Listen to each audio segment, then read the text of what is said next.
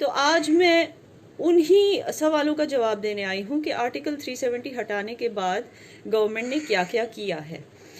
तो क्या हुआ है आर्टिकल 370 हटाने के बाद? पहली बात तो ये हुई है कि जो लोग आज़ादी की झूठी कहानी सुनाकर अपनी दुकान चलाते थे और हमारे कश्मीरी नौजवानों को मिलिटेंसी ज्वाइन करने के लिए ब्रेन वॉश करते थे, आज उनकी दुकानें बंद हो गई हैं। जैसे कि आप जानते हैं, सैयद अली शाह गिलानी साहब ने रेजिग्नेशन दे दिया है हुर्रियत से। उसके अलावा जो डेवलपमेंट की बात हो रही है, तो डेवलपमेंट आर्टिकल 370 हटाने से ये हुआ है कि अब सेंटर से एक एक पैसा जो कश्मीर में आता है, उस एक एक पैसे का हिसाब दिया जाता है। पब्लिक को भी, आवाम को भी और गवर्नमेंट को भी हिसाब दिया जाता है। तो अब डेवलपमेंट के नाम पे क्या क्या काम शुरू हुए हैं, क्या क्या काम ऑलरेडी चल रहे हैं, मैंने सोचा कि आप तक मैं ये पैगाम पहुंचाऊं। तो मैं आपको बता दूं कि 3 दिन पहले ही 48 प्रोजेक्ट्स लॉन्च हुए हैं। जम्मू कश्मीर की गवर्नमेंट ने लॉन्च किए हैं। एलजी मरमू साहब ने लॉन्च किया है, जिनका कॉस्ट है कुछ 150 करोड़। और उसके अलावा 6 डिस्ट्रिक्ट में 21 मेगा प्रोजेक्ट लॉन्च हुए हैं, जिनका कॉस्ट है 290 करोड़, और इनकी बुनियाद मतलब इनकी फाउंडेशन ऑलरेडी रख दी गई है। तो बता दूं आपको कि 48 जो मैंने कहे थे 48 प्रोजेक्ट्स, वो कौन से हैं? उसमें आते हैं 8 bridges, 5 school, 2 college, 3 receiving station, 5 hospital, 4 hostel, 9 water supply schemes और 7 बिल्डिंग्स।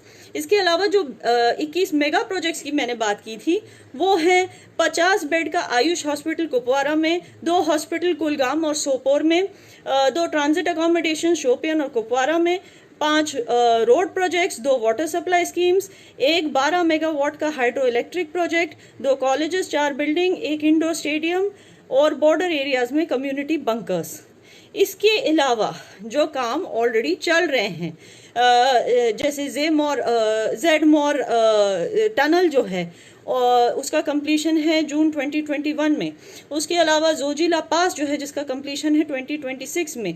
आसमान से लगातार गिरती बर्फ, चारों ओर सफेद चादर, सड़कें गायब और हजारों लोग जिनका देश के बाकी हिस्सों से संपर्क लगभग कट जाता है।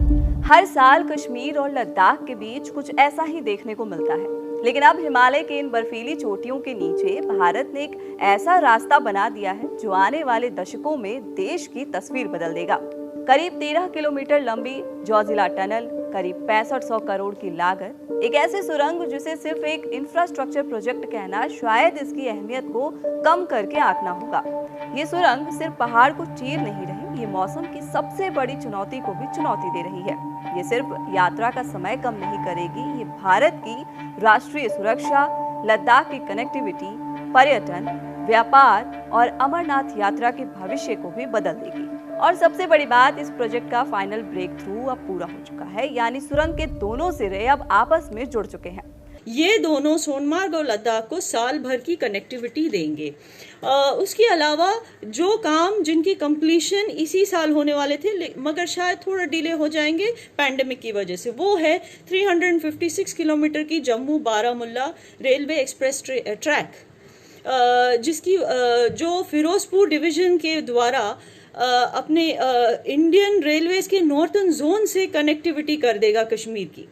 उसके अलावा है चेनाब ब्रिज प्रोजेक्ट 974 करोड़ का जो चल रहा है। हेलो एवरीबॉडी, आई होप कि आप सब बहुत अच्छे होंगे। इस देश के लिए एक नया अध्याय लिखा जा रहा है, वो अध्याय जो कि हमारे आपके ट्रेवल एक्सपीरियंस को बहुत हद तक बदल कर रख देगा जम्मू कश्मीर में।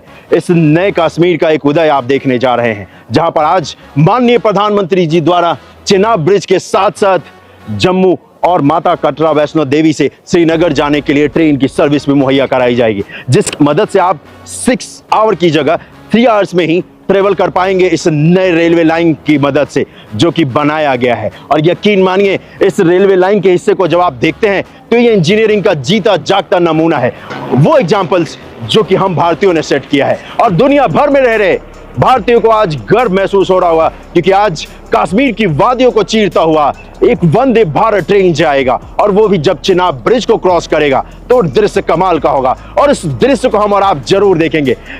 आप वीडियो के ऊपर अपना सुझाव दे सकते हैं।